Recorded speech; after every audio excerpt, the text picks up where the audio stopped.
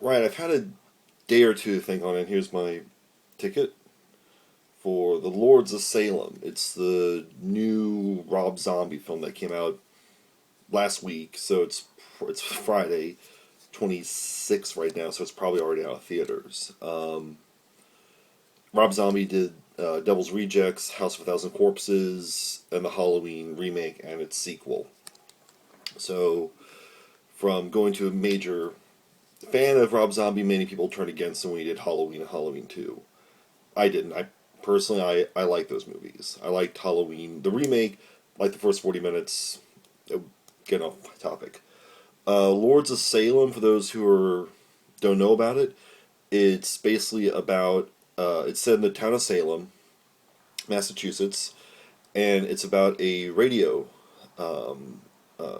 DJ, played by Sherry Moon Zombie, who gets a package one night when she's finished with her night, and it's a big vinyl disc from a group called the Lords, and on it is this weird sort of thumping, like really grating string instrument music, and it just begins to screw with her head, and she starts having these weird visions of these like desiccated corpses going around, and she starts experiencing weird shit. As it turns out, the witches, the lords of Salem, turn out to be actual witches that were killed during the Salem witch trials, and they're coming back for revenge, coming back in a big way. Let me just pull up the IMDb page so I make sure I get my facts right. Live, people, not really. But so yeah, that's the basic plot of the film. Oh, excuse me. How is it? Looking at back over Rob Zombie's previous films, A Thousand Corpses was this really garishly shot, I think, really bright, vivid colors, and in some ways it reminded me a bit of, I think, if Dario Argento came to the United States to film a slasher movie, but keeping his mixing his giallo aesthetic with grungy American grindhouse movies. Devil's Rejects is the much more aggressive kind of. It was more like a Sam Peckinpah. I think if Sam Peckinpah was still around and doing movies, that's how it would look.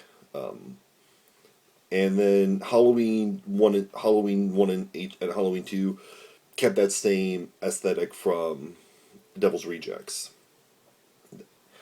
And Lords of Salem, however, that the aesthetic really clues you into what you're getting for the film. The first scene is you have these women just undulating, and they're naked, and there's a lot of nudity in this movie. I'm not even joking. Full frontal, male and female. How this film got the R, I don't know, but within about 30 seconds, I got the vibe of this movie. That this is, if you're a fan of 1970s, really the 70s, a few hang-ons into the 80s, but really the 1970s European surrealistic horror films, like Jean Rollin or fairly early Jess Franco. That's really the vibe of this movie. It's much more. It has more of a structure to it than those movies, but not by much. So there is more of a determined point A to point B, while those and does kind of meander a little bit. Those films just went all over the place. This does move around a little bit, but that's the best I can describe it. It's really, let me just close this a little bit. All right, that's the best I can describe it. Is like an old 70s European surrealistic horror film. And those films are fairly hard to watch if you're not anticipating them, because if you are a fan, though, I think of like the Italian Italian and French experimental art films from that time, like Jean-Luc Godard and such. I think you might get to those a little easier than if you're like me, who prefers more of a structured narrative. But Yeah, The Lords of Salem is it's a very different film. It's not it's very restrained from Zombie's previous four films, and that's very welcomed. It felt very refreshing when I was watching this movie. The very classical take on it, the old school way of doing it, and that feeds. And I would say that the look of it is fantastic. The film looks fantastic. Brandon Troust, who also shot Halloween 2, Ghost Rider Spirit of Vengeance, and this other film called The FP, shot this film, and it looks gorgeous. And that's a compliment. It has the very soft 70s kind of soft focus kind of look, a little bit of grain on it. So it looks, and it's very saturated. So it looks absolutely gorgeous. It's a phenomenal looking movie. So that captures the vibe it was going for. But yeah, I can see where because this one get a lot of like mixing reviews. Some people are saying, "Oh, it's really good. I really love it." Other people are going, "This is absolute garbage. It's terrible." I fall in the camp where I liked it. I really liked it. Once again, I within about the first 30 seconds, 1 minute of the movie, I picked up on what the vibe of this film would be. That this is not a scare fest. I would say this is not a film I would classify as jumping out at you and trying to scare you every 5 seconds. This is much more of restrained, meant to give you a sense of foreboding, sense of dread. It's a really kind of a film that it's a slow burn. It's meant to creep underneath your skin and get in there and fester and gnaw deep inside, and then near the end, it then starts coming out, and the finale is there's there's some weird stuff going on in this movie. Lots of weird images that I'm really not going to describe them because if you've seen some of the post art, you're getting a slight idea of what we're getting into. If you've seen the trailer I don't think does a good job selling this movie. The trailer makes it look more like the Paranormal Activity films or Insidious. It's from the Oren Peli and Jason Blum who produced those movies. So it tries to make the film look like it's not like that. It's not like those movies at all.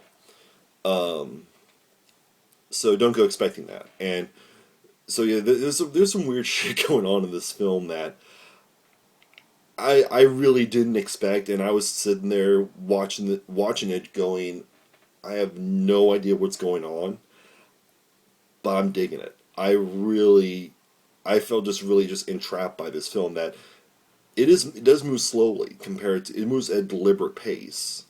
It's not really fast, not really aggressive, but I never was bored during the course of this movie. I really enjoyed it.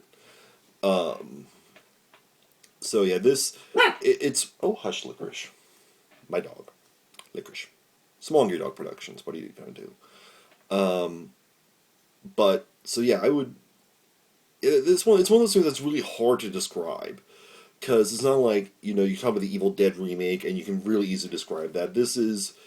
It's I would almost say it's almost like To the Wonder. If Terrence, no, not in the negative way, but if Terrence Malick tried to do wanted to do a horror film and was more interested in the story, as much interested in the story as he was in visuals, because this does not tell a traditional. It doesn't tell in a traditional narrative sense. It's much more, as I said, it maneuvers a little bit. It doesn't necessarily stick straight to A to point B. So if Terrence Malick almost like if Terrence Malick did a horror film where he was interested in telling a story with getting great visuals and having really interesting stuff going on. So that's the best I can describe it. Other than you need to see this film for yourself. It is really good. I think Lords of Salem will. I don't know if it will turn some folks from Rob Zombie haters to Rob Zombie likers. I like Rob Zombie as a director. Honestly, I don't care much for his music, but I do like his films. that's one thing I will say. At least the negative reviews have been very positive, and rightly so. Is the music here is phenomenal. Outside of that, the one thing I really hate about the music was they did "Blinded by the Light," but it was not the Bruce Springsteen. It was not Bruce Springsteen. It was uh who I forget who did the cover for. It's not Man, I want to say Mannheim Steamroller, but it's not that. And I don't think it's not Man for Man. It's I forget the band that did this cover of "Blinded by the Light" that got really big, bigger than the original track itself. So that's my one gripe about the soundtrack on this movie. But yeah, otherwise, this is a really good film. I think it maybe won't go down as like a horror classic, but I think it can go down as an underground horror film, a film that will ultimately find its fans and will have a good following. It will be a cult film within the genre itself. So I yeah, it was yeah, it's a really good movie, and I think that you should watch it. If you go in knowing what you're going to get. If you're going in expecting something akin to Evil Dead, akin to Insidious, or Paranormal Activity, or those other films, you're going to be really disappointed. You're going to be really angry with this movie. If you go in knowing like if you pick up on it and it's a surrealistic throwback to the '70s of those kind of European horror films, you will like it. I think if you're a fan of those movies, that you will enjoy this movie. About the casting, of course, Rob Zombie's wife, Sherry Moon Zombie, who played Baby Firefly in House of a Thousand Corpses, Devil's Rejects, and Michael Myers' mother in Halloween, comes back. She plays the DJ, and she's really good. I have to say, it's not like, the whole joke about Tim Burns. Okay, what role is Helen Bonham Carter going to play? And so it's a Rob Zombie film. Who is she going to play? And who's Sherry Moon going to play? And she's really good. She has these like really cool dreadlocks, which generally I don't think look good on white folks. We can't pull it off. If you're not from Jamaica, you shouldn't wear dreadlocks. Period. But she looks the part, and she's really good. I mean, coming from Devil's Rejects, once again, Devil's Rejects, she was really good. She was a really depraved sicko. Halloween, she was the most likable character in the first half of Halloween. I felt, and in this one, she once again plays a very the average person, and she does it very well. And I think she is a really good actress, and I think this will show off her talent a little bit. Who else? Let me just see. Bruce Davidson is in the film. He plays an author who's written about witches in the past, and he's one sort of on the sidelines of Sherry Moon's story. He's sort of going off on his little investigation of the Lord's track and the track of the band The Lords, and seeing what they're up to. And of course, being a Rob Zombie film, you have a lot of horror icons coming in. You have Ken Foray, who plays one of the other radio hosts along with Sherry Moon. It's Ken Foray. He's awesome. What more do you want?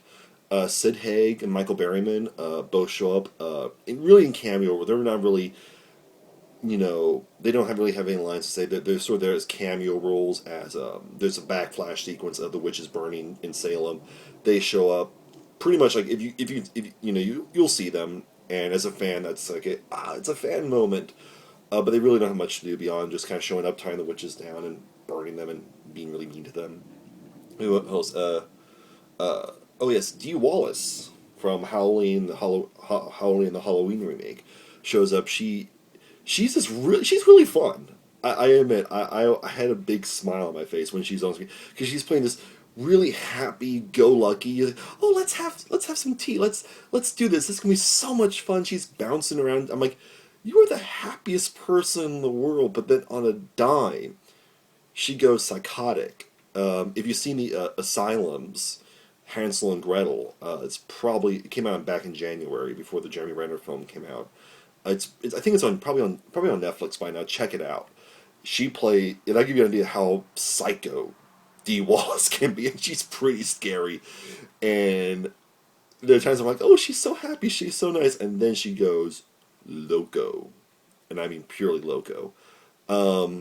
See, what was the Oh, yeah, the big thing from this was Meg Foster, who was in They Live, who had been retired from acting.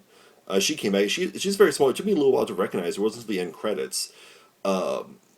She played a woman who I'm not really going to spoil. I don't think we're going to spoil it too much by just by saying she plays a woman who keeps coming to Sherry Moon in her visions. So I didn't really recognize her because she didn't have like a lot of makeup. But she just had enough makeup to twist her skin and mold it a little bit that it wasn't recognizable for the moment. But yeah, she was in They Live. She was the woman that Roddy Piper got in touch with. But yeah, um, there's not much else I can really say. I mean, it's a good movie. In summation, once again, it's a good movie. It's very different. That might have been maybe one of the reasons why this film didn't get a wider release.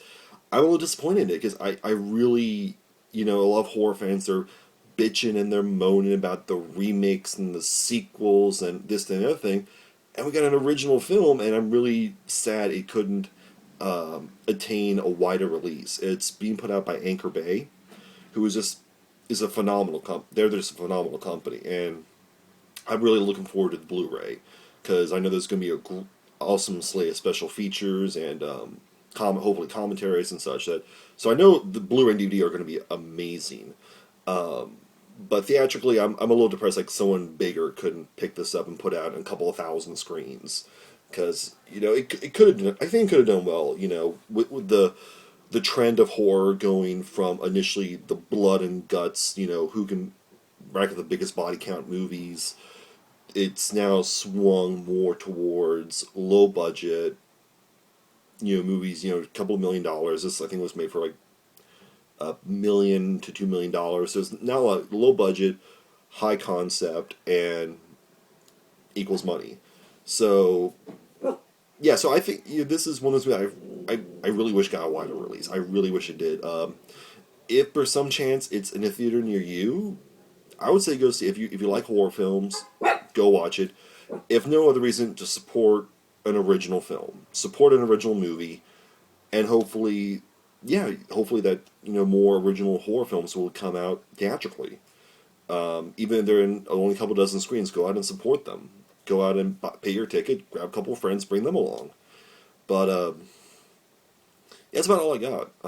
Yeah, Lords of Salem was really good. I liked it. So yeah, check it out. And there's nothing after the end of the credits, unfortunately. So